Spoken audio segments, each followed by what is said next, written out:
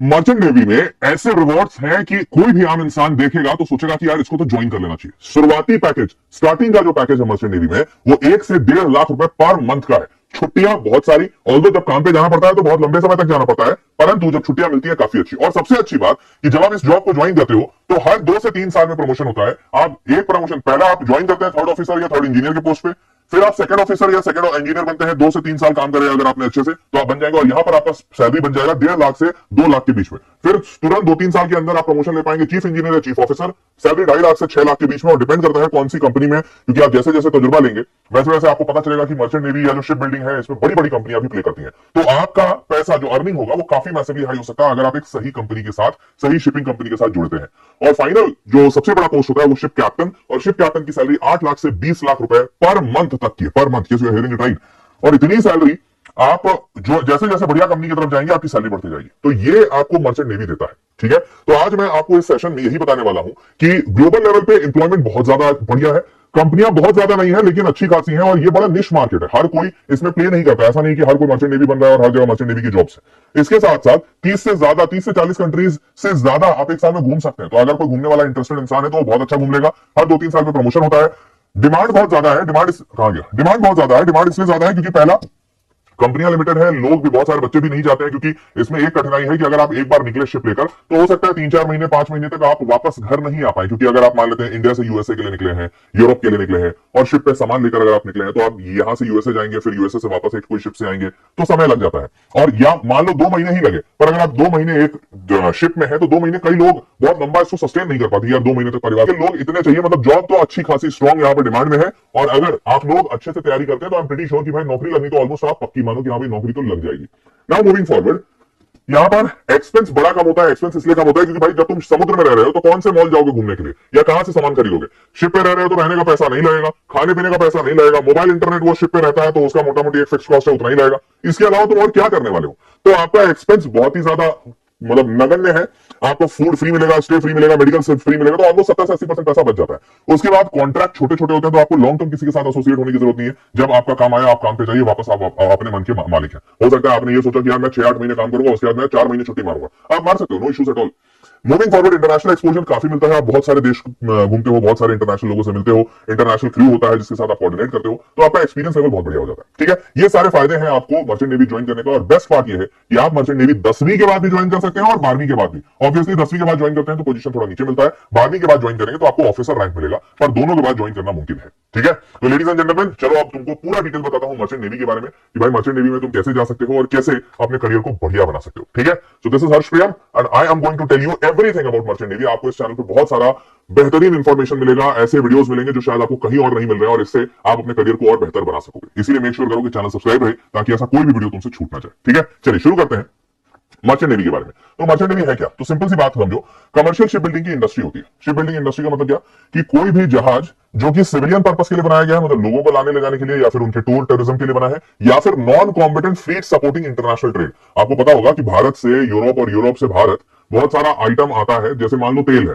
India Russia से तेल अगर खरीद रहा है तो रशिया से तेल इंडिया तक कैसे पहुंचेगा, कोई पाइपलाइन तो नहीं बनी हुई है, उसके लिए शिप का इस्तेमाल होता है। मान लीजिए आप इंडिया के स्पाइसेस बड़े फेमस है, तो इंडिया के स्पाइसेस दुबई जाएंगे, तो दुबई कैसे जाएंगे, हवाई जहाज में रख के लेके जाएंगे, भाई बहुत खर्चा पड़ेगा। तो सबसे सस्ता मेथड होता है शिप के जरिए, और ये सारे शिप चलाने के लिए लोग चाहिए होते हैं, वही जो captain and all such stuff.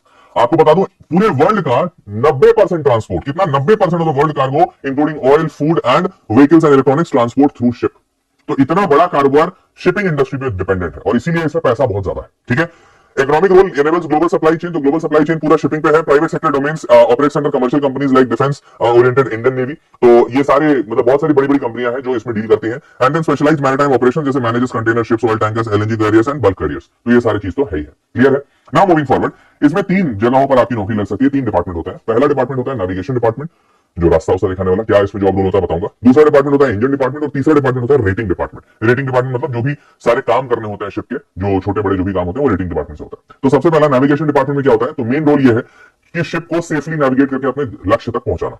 इसमें कौन कौन रोल रहता है, तो सबसे पहले तो कैप्टन ही है जो शिप का करता धरता है, वो बताएगा कहां जाना है, कैसे जाना है। दूसरा चीफ ऑफिसर, चीफ मेट जिसे कहते हैं, manages cargo loading unloading and deck maintenance. Captain की अनुपस्थिति में यही वो इंसान है जो सब कुछ मैनेज करते हैं शिप पे।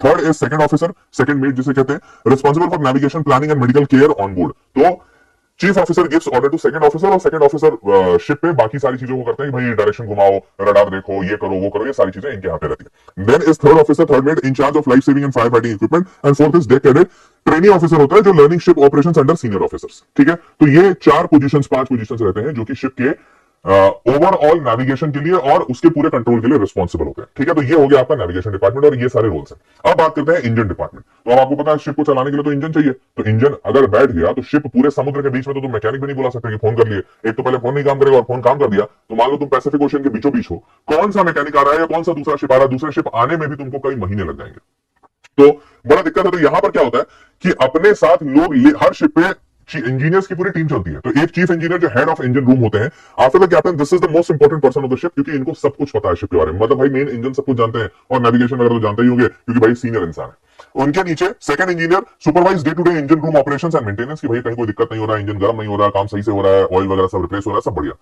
Next is third and fourth engineer handle operations and repairs of specific machine such as generator, boiler and pump, क्योंकि शिप में अगर कुछ भी खराब हुआ तो सपोर्ट नहीं मिलेगा और हर एक पार्ट का कुछ एक रिस्पॉन्सिबिलिटी। जैसे मान लो जनरेटर नहीं काम कर रहा तो उस शिप में तुम अंधेरे में रह कैसे पाओगे, तुम रह ही नहीं पाओगे भाई, हवा तो ले लोगे पर बाकी चीज भी चाहिए ना। पानी भी शिप अपना खुद से बनाता है, जैसे स्टोर करके पानी शिप अपना बना रहा है, आपको बाथरूम में नहाने के लिए पानी गर्म मिल रहा है, लाइट मिल रहा है, मोबाइल काम कर रहा है, शिप का सारा ऑपरेशन काम कर रहा है, मशीनरी काम कर रही है, कैसे काम कर रहा है, जनरेटर से। जनरेटर खराब हो गया पूरा शिप बैठ जाएगा, तो कोई भी चीज खराब नहीं हो सकती और उसके लिए इंजीनियर्स चलते हैं। और engine cadet training engineer who learns practical engineering, तो आखिरी बात तो भैया लर्नर ट्रेनिंग इंसान रहता है।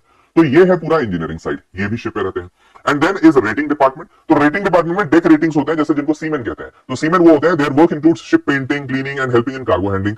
उसके बाद एबल सीमैन, ऑर्डिनरी सीमैन और बोसन सीमैन जो हेड ऑफ रेटिंग्स होते हैं, तो ही इज कॉल्ड बोसन। तो ये सारे लोग होते हैं। एंड देन इंजन रेटिंग्स भी होते हैं, they assist in engine room with cleaning, oil greasing, helping with the maintenance, heavy machinery, filter, oiler, wiper. तो मतलब बाकी के जो जितने और जॉब्स हैं वो सारे रेटिंग डिपार्टमेंट हैंडल करती है, क्योंकि शिप बहुत बड़ा होता है, बहुत सारे काम होते हैं, तो ये सारा काम होता है। तो तीन सेगमेंट समझ में आ गया, नेविगेशन डिपार्टमेंट, इंजन डिपार्टमेंट और रेटिंग डिपार्टमेंट, ये तीनों जगह नौकरी लग सकती है। अब ये तीनों जगह जो नौकरियां लगती है तो इसमें 10वीं और 12वीं के बाद जा सकते हो। अब रेटिंग डिपार्टमेंट में इंसान 10वीं के बाद ही जा सकता है, आफ्टर 10th वो यहां पे जा सकता है, परंतु अगर आपको नेविगेशन डिपार्टमेंट में या इंजन डिपार्टमेंट में जाना है तो यहां पर आप 12वीं के बाद ही जा सकते हैं, क्योंकि ये सीनियर लेवल पोजीशन है, ऑफिसर लेवल पोजीशन है। अब मेडिकल क्या है, तो भैया मेडिकल यहां थोड़ा स्ट्रिक्ट होता है, आप फिजिकली पूरी तरह से फिट होने चाहिए, ट्रैवलिंग के लिए आपको डॉक्टर इक्विप माना हो, कलर ब्लाइंडनेस बिल्कुल अलाउड नहीं है, पार्शियल कलर ब्लाइंडनेस भी अलाउड नहीं है। डीजी शिपिंग मेडिकल सर्टिफिकेट दिया जाता है, तो DG is director general of shipping, medical certificate must be issued by director general shipping approved doctors under the specified medical examination requirements. तो सरकारी doctor होते हैं जिनको भी शिपिंग डिपार्टमेंट ने अप्रूव कर रखा है, वो डॉक्टर्स आपको अप्रूव करेंगे कि आप सी में जाने के लिए अप्रूव है या फिर इन पोस्ट के लिए अप्रूव है, तभी आप अप्रूव हो सकते हैं। अब 10वीं के बाद आप कैसे कर सकते हैं, तो जैसे जनरल पर्पस रेटिंग राउट, तो जनरल पर्पस जो रेटिंग वाला जो रास्ता है वो कैसे कर सकते हैं, तो 10वीं के बाद बड़ा सिंपल है, नेविगेशन वगैरह में आप हेल्पिंग कर सकते हैं, इंजन रूम में हेल्प कर सकते हैं, तो अगर आप या फिर अगर आप खाना बनाने में इंटरेस्टेड है तो आप सलून में जा सकते हैं जहां केटरिंग होता है, डिपार्टमेंट में कंप्लीटिंग द सीसीएमसी कोर्स, तो कुकिंग का जो कोर्स है वो आप कोर्स कंप्लीट करके वहां पर जा सकते हैं और आप कुक भी बन सकते हैं। तो ये जहां जहां पे हेल्प की जरूरत है, इनफैक्ट हर जगह हेल्प की जरूरत है, तो जहां जहां हेल्प की जरूरत है आप समझिए मोटा मोटी हेल्पर की जॉब है। क्लियर। अब यहाँ पर रेटिंग डिपार्टमेंट इसको कहते हैं, 6 महीने की आपको ट्रेनिंग लगती है, वो 6 महीने की आप ट्रेनिंग कीजिए, कंप्लीट जो सीसीएमएस लिखा हुआ ना कोर्स, 6 महीने की कोर्स होती है। 10वीं आप 40% नंबर से पास होने चाहिए, फिजिक्स, साइंस और मैथ्स के साथ, और इंग्लिश में मिनिमम 40% नंबर आने चाहिए। आपकी उम्र 17.5 से 25 के बीच में होनी चाहिए अगर आप रेटिंग के लिए सीसीएमएस कोर्स कर रहे हैं उस टाइम पर। Apply to DG shipping approved institute, ध्यान रखिएगा ये यहाँ पर आपको उन्हीं इंस्टीट्यूट में जाना है जिनको डीजी शिपिंग ने अप्रूव किया है। अगर अनअप्रूव्ड इंस्टीट्यूट में अगर आप जाते हैं तो अनअप्रूव्ड में जाने से भाई ये दिक्कत होगा कि बाद में आपकी डिग्री की कोई मान्यता नहीं रहेगी और आपको इन शिपिंग इंडस्ट्रीज में या बड़ी बड़ी कंपनीज में नहीं लिया जाएगा, छोटे मोटे शायद आपको ले लें। तो ये चीज बड़ा इंपॉर्टेंट है कि आप उन्हीं इंस्टीट्यूट से पढ़िए जो अप्रूव्ड है, और इनकी वेबसाइट ऑफिशियल वेबसाइट है, और ऑफिशियल वेबसाइट पे डीजी शिपिंग के लिखा हुआ है कि कौन कौन कॉलेजेस अप्रूव्ड है, जो नहीं अप्रूव्ड है उनका नाम नहीं है। ठीक है। Complete 6 month of pre sea training, join a ship as a training rating, deck और इंजन और केटरिंग, तो फिर आप ज्वाइन कर सकते हैं। 6 महीने का कोर्स कीजिए and then you are allowed to join. अब इसके बाद initial salary typically range from 25,000 से 60,000, डिपेंड करता है कौन सी कंपनी में और कौन सी शिपिंग पे ज्वाइन कर रहे हो आप। और उसके बाद बढ़ते बढ़ते 80,000 से 1.5 लाख तक भी हो जाता है 3 से 5 साल के एक्सपीरियंस के साथ, अगर आप एबल बॉडीड सीमेन है और मोटरमैन है या फिर अगर कोई सीनियर रैंक पे आप पहुंचते हैं तो। ठीक है, तो सैलरी बढ़ता है इसमें, उसमें कोई बड़ी बात नहीं है। मैस बॉय या कुक को भी अच्छा खासा 40 से 60,000 की सैलरी मिलती है। ठीक है। अब आते हैं दूसरे रूट 12वीं के बाद। तो 12वीं के बाद कैसे ज्वाइन कर सकते हो, 12वीं के बाद आप नेविगेशन में या इंजन डिपार्टमेंट में ज्वाइन कर सकते हैं, जैसे मैंने बताया ऑफिसर रूट। तो यहां पर 2-3 कोर्सेज है। पहला तो डिप्लोमा है नॉटिकल साइंसेस, ये 1 साल का डिप्लोमा होता है। ठीक है, तो इससे ज्वाइन कर सकते हैं। उसके बाद आप बीएससी इन नॉटिकल साइंस 3 साल की डिग्री है, इससे ज्वाइन कर सकते हैं। ध्यान दीजिएगा, डिप्लोमा से ज्वाइन करेंगे तो आपको बहुत जगहों पर प्रमोशन लेने में आपको समय लगेगा, क्योंकि जो बैचलर्स करके आया है उसको जल्दी प्रमोशन मिलेगा। तो बीएससी नॉटिकल साइंस हो गया, और बीटेक इन मरीन इंजीनियरिंग ये 4 साल का होता है। तो अगर आप इंजीनियरिंग डिपार्टमेंट में जा रहे हैं तो आपको बीटेक मरीन इंजीनियरिंग करना होगा, नेविगेशन में ये दोनों से काम चल जाएगा। बीटेक से भी इसमें काम चलेगा, बट बीटेक इसके लिए तो सिर्फ बीटेक चाहिए इंजीनियरिंग के लिए। उसके बाद एलिजिबिलिटी है कि 12वीं में पीसीएम होना चाहिए, मिनिमम 60% एग्रीगेट मार्क्स आने चाहिए और इंग्लिश में कम से कम 50% आना चाहिए, 10वीं और 12वीं दोनों में। क्लियर। 17 से 25 साल की आपकी उम्र होनी चाहिए। IMU CET is mandatory, Indian maritime university common entrance test, जैसे IIT JEE होता है वैसे ही यहाँ पर IMU CET होता है, तो ये एग्जाम मैंडेटरी है। Sponsorship apply to shipping companies, Great Eastern, Anglo Eastern, Maersk, जो कंपनीज है आप उनको अप्लाई कर दीजिए, तो वो अगर आपको स्पॉन्सर कर दिए तो आपकी पढ़ाई का खर्चा ये शिपिंग कंपनी उठा लेगी।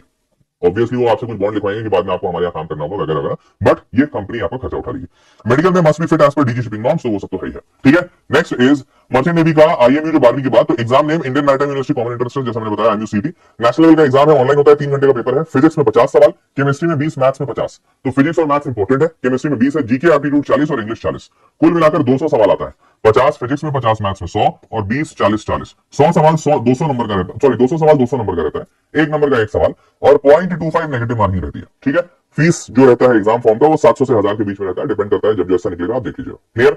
अब मूविंग फॉरवर्ड, 12वीं के बाद जब आप ऑफिसर रूट से जाते हैं तो स्टार्टिंग पैकेज आपका भी बहुत ज्यादा नहीं रहता, मतलब 60,000 के आसपास 70,000 रहता है, पर इसमें ग्रोथ बहुत जल्दी होता है। 2-2 साल पे 3-3 साल पे आपका प्रमोशन होता जाएगा और आप बहुत तेजी से ऊपर पहुंच जाइएगा। क्लियर।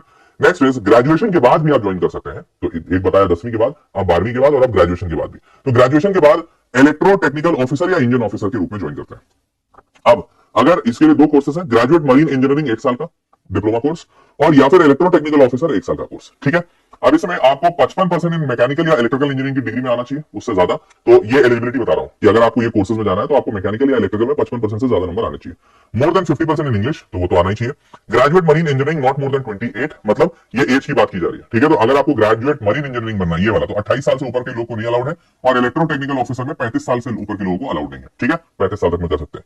चेक एलिजिबिलिटी और अप्लाई कीजिए, और ध्यान रखिएगा DGS अप्रूव्ड इंस्टीट्यूट में ही अप्लाई कीजिएगा, किसी फर्जी इंस्टीट्यूट में नहीं जाइएगा, नहीं तो पैसा फंसेगा, समय बर्बाद होगा। शॉर्टलिस्टिंग होगी, अगर आपका कंपनी स्पॉन्सर्ड है वो भी खोल लीजिए, फिर आप एप्लीकेशन डालिए, शॉर्टलिस्टिंग हो गई, फिर इंटरव्यू या रिटन टेस्ट लिया जाएगा आपको, ये भी हो गया तो मेडिकल फिटनेस होगा, और अगर वो भी हो गया तो then you are good to go. Clear है भाई। नाउ ऐसे आपको वेबसाइट मिल जाएंगे, वेबसाइट का लिंक मैं नीचे डिस्क्रिप्शन में डलवा दूंगा, गूगल पे भी आप सर्च कर सकते हैं। तो डीजी सर्टिफिकेट मैरिटाइम इंस्टीट्यूट कौन कौन है, जैसे Albert's maritime institute, all India marine academy, AMET city college, AMET institute of science and technology, ऐसे बहुत सारे कॉलेजेस हैं। तो ये इनके वेबसाइट पे, गवर्नमेंट ऑफ इंडिया के वेबसाइट पे ये मेंशन है कि कौन कौन अप्रूव्ड है। जो नहीं अप्रूव्ड है आप वहां से मत कोर्स कीजिएगा। क्लियर। नेक्स्ट इज ग्रेजुएशन के बाद जब आपकी नौकरी लगती है तो 80 से 85 हजार रुपए के आसपास का पर मंथ स्टार्टिंग होता है, और वो फिर बढ़ते बढ़ते 1.5 लाख से 20 लाख रुपए महीने तक भी जा सकता है, क्योंकि इसमें पोटेंशियल बहुत है, और आप ऑलरेडी ग्रेजुएट है तो आप ऑफिसर रैंक पे ही जाएंगे। मेरी बात सबको समझ में आ गई। चलिए जी, अब बात करते हैं वर्ड सेशन। तो यहां तक की बात थी मर्चेंट नेवी की, ये मर्चेंट नेवी आपको पूरा बता दिया, तीनों रूट बता दिए, 10वीं के बाद, 12वीं के बाद और ग्रेजुएशन के बाद। ऐसे ही और भी वीडियोस आपके लिए मेरे पास प्लान है, आप कौन सा चाहते हो ये जरूर बताना, क्योंकि पिछले सेशन में मैंने पूछा था और मैं हर सेशन में पूछता हूं। अब अगला वीडियो, अगर जैसे मर्चेंट नेवी का एक ऑप्शन बताया, तो एनडीए का ये चैनल है, एनडीए के बारे में तो मैं बताता रहूंगा, बट बच्चे एनडीए अगर नहीं हो पाया तो कुछ ना कुछ ऑप्शन रखता है। तो आप दूसरा क्या वीडियो चाहते हो, कमर्शियल पायलट पे, या फिर IMU CET पे और एक पूरा कंप्लीट डिटेल्स की एग्जाम कैसे निकलता है, कहां पे क्वेश्चन पेपर मिलेगा, PYQ, या फिर एनडीए अगर आप 12वीं की बात करना चाहते हो तो एनडीए का एक रोड मैप। ये तीनों में से आपको जो भी सेशन चाहिए आप मुझे नीचे कमेंट बॉक्स में लिखकर बताइए, I will be happy to make a video on that. ठीक है। बच्चे अलग अलग ऑप्शन बोले,